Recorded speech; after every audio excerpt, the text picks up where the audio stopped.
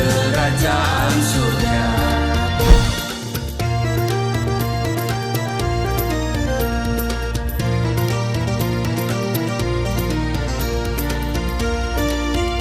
Shalom Bapak Ibu, sahabat Galilea dan seluruh subscriber Galilea Network yang diberkati oleh Tuhan Yesus. Saudara, kembali kita siapkan diri untuk membaca, merenungkan firman Tuhan sebelum kita bekerja dan mengisi hari ini dengan kesibukan kita.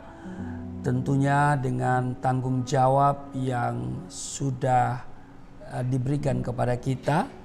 Dan karena itu saudara, mari kita teduhkan hati kita, kita berdoa. Segala hormat dan kemuliaan hanya bagimu Bapa yang baik, Allah yang kami kenal, di dalam nama Tuhan Yesus, Allah sumber kehidupan kami dan kekuatan kami. Kami datang di hadapan-Mu, kami kuduskan nama-Mu, datanglah kerajaan-Mu, jadilah kehendak-Mu di bumi seperti di surga. Kami hendak membaca dan merenungkan firman-Mu, urapi kami, buka hati pikiran kami, apa yang kami baca kami mengerti, kami menemukan pesan Tuhan yang menjadi rema dalam hidup kami di hari ini. Berkati hamba-Mu, urapi di dalam nama Tuhan Yesus. Haleluya, amin. Saudara, Yudas pasal 1, Yudas hanya satu pasal saudara ya. Kita lihat di ayat 17. Perikop yang diberikan oleh Lembaga Alkitab Indonesia, nasihat-nasihat untuk meneguhkan iman. Ayat 17 sampai 23 kita akan baca. Tetapi kamu saudara-saudaraku yang kekasih, ingatlah akan apa yang dahulu telah dikatakan kepada kamu oleh rasul-rasul Tuhan kita Yesus Kristus. Sebab mereka telah mengatakan kepada kamu menjelang akhir zaman akan tampil pengejek-pengejek yang akan hidup menurut hawa nafsu kefasikan mereka. Mereka adalah pemecah belah yang dikuasai hanya oleh keinginan-keinginan dunia ini dan yang hidup tanpa Roh Kudus. Akan tetapi kamu saudara-saudaraku yang kekasih, bangunlah dirimu sendiri di atas dasar imanmu yang paling suci dan berdoalah dalam Roh Kudus. Peliharalah dirimu demikian dalam kasih Allah sambil menantikan rahmat Tuhan kita Yesus Kristus untuk hidup yang kekal. Ayat 22, tunjukkanlah belas kasihan kepada mereka yang ragu-ragu. Ayat 23, selamatkanlah mereka dengan jalan merampas mereka dari api. Tetapi tunjukkanlah belas kasihan yang disertai ketakutan kepada orang-orang yang lain juga.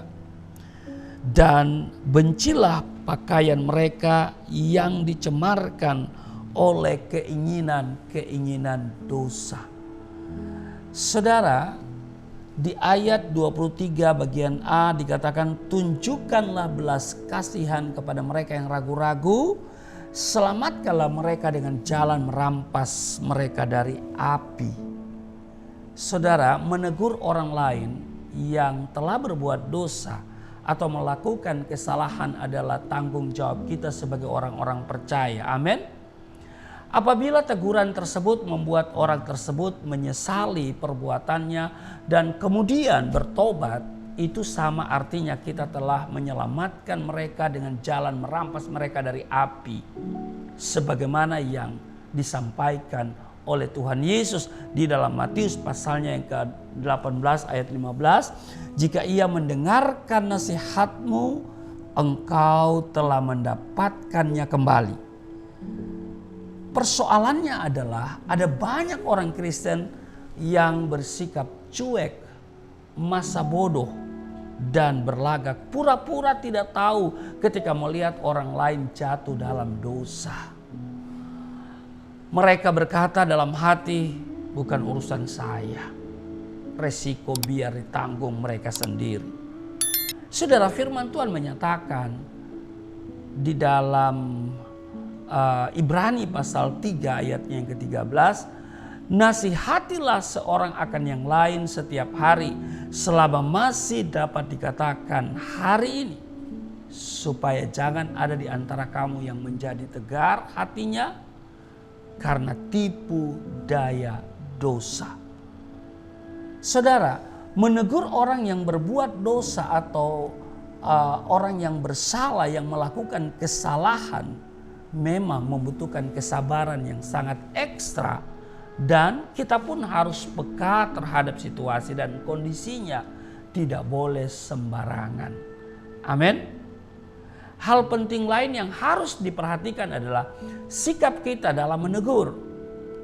Berdoalah terlebih dahulu kepada Tuhan agar Tuhan memberikan hikmat bagaimana kita harus berkata-kata.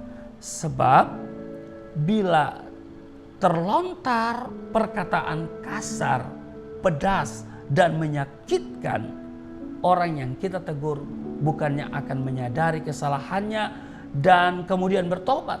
Sebaliknya malah akan tersinggung, kecewa, sakit hati, dendam, kepahitan, dan bisa-bisa ngambek lalu meninggalkan Tuhan. Nah, jika teguran dengan cara pertama yaitu di bawah 4 mata ternyata mengalami kegagalan, nah cara yang bisa kita tempuh adalah seperti yang dikatakan di dalam Matius pasal 18 ayatnya yang ke-16 dan 17. Jika ia tidak mendengarkan engkau, bawalah seorang atau 2 orang lagi, supaya atas keterangan 2 atau 3 orang saksi perkara itu tidak disangsikan. Jika ia tidak mau mendengarkan mereka, sampaikanlah soalnya kepada jemaat.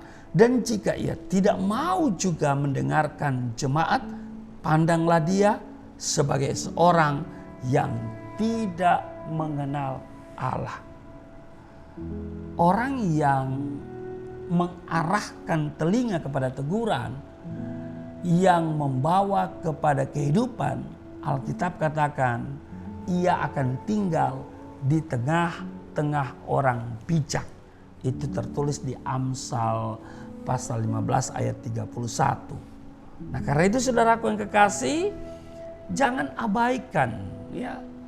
Kalau kita melihat dan kita mengetahui di dalam persekutuan kita, di dalam komunitas kita, ada orang yang melakukan kesalahan secara ya menurut Alkitab, menurut iman Kristen ya. Kesalahan menurut Alkitab ya. Sebab kan kesalahan itu relatif dan sifatnya juga subjektif. Ya kan? Tetapi kalau ada orang yang melakukan kesalahan menurut firman Tuhan, mari kita tegur. Dan saudara, kita diingatkan ya, kita harus menegur dia dengan 4 mata ya. Tetapi kalau kita gagal ya, ternyata gagal dengan 4 mata, kita diajarkan seperti yang Tuhan Yesus sampaikan di dalam Matius 18 ayat 16-17 tadi, ya kan? Nah, kita harus memandang dia sebagai seorang yang tidak mengenal Allah. Mari kita tetap hidup benar, dan orang yang mengarahkan telinga kepada teguran yang membawa kepada kehidupan, kita dijamin oleh Tuhan kita tinggal di tengah-tengah orang bijak. Amin. Jangan abaikan teguran, dan mari ketika kita ditegur oleh firman Tuhan atas kesalahan terhadap firman Tuhan, ya, jangan keraskan hati kita. Kita harus bertobat dan mau meninggalkan kesalahan kita, hidup di dalam Kristus, di dalam manusia baru kita. Amin. Kiranya hari ini saudara dalam tugas dan kerja akan senantiasa menemukan orang-orang yang bijak. Dan saya doa supaya saudara di dalam bekerja didampingi oleh orang-orang yang bijak juga. Kalaupun saudara ada yang menegur kita atas kesalahan pekerjaan kita, biar juga kita harus menerima dengan lapang dada. Artinya kita harus menerima semua bentuk teguran itu. Amin. Sehingga kita menjadi orang-orang yang berada di tengah orang-orang bijak. Tuhan Yesus memberkati. Mari kita berdoa. Terima kasih Tuhan untuk hari ini. Kami tidak mengabaikan teguran dan kami juga tidak membiarkan orang hidup dalam kesalahan. Tetapi firman Tuhan mengajarkan kami hari ini untuk menegur mereka dengan kasih. Supaya mereka bertobat, meninggalkan dosa, kesalahan mereka, dan mereka mengalami pemulihan. Terpujilah Engkau Bapa, dalam tugas kerja kami hari ini kami mohon. Tuhan menolong, memberi kami kekuatan, menyertai kami, melindungi kami terhindar dari segala yang jahat.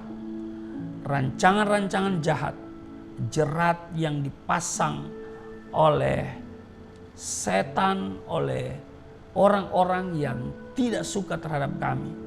Tuhan lepaskan kami dari semuanya itu. Manusia boleh mereka-reka yang jahat, tetapi Tuhan selalu mereka-reka yang baik atas kami. Berkati seluruh subscriber Galilea Network, berkati kesehatan mereka semua, berkati rumah tangga, berkati suami istri, berkati anak-anak, mantu cucu, terpelihara dengan sempurna. Berkati pekerjaan, usaha, bisnis, finansial, keuangan kami diberkati. Pelayanan kami diberkati. Di dalam nama Tuhan Yesus. Haleluya. Amin.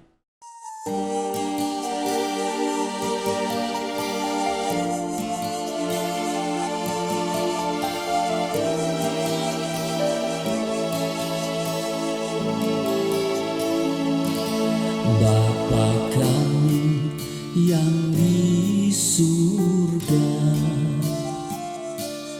dimuliakanlah nama-Mu. Datanglah kerajaan, jadilah kehendak-Mu di bumi seperti di surga.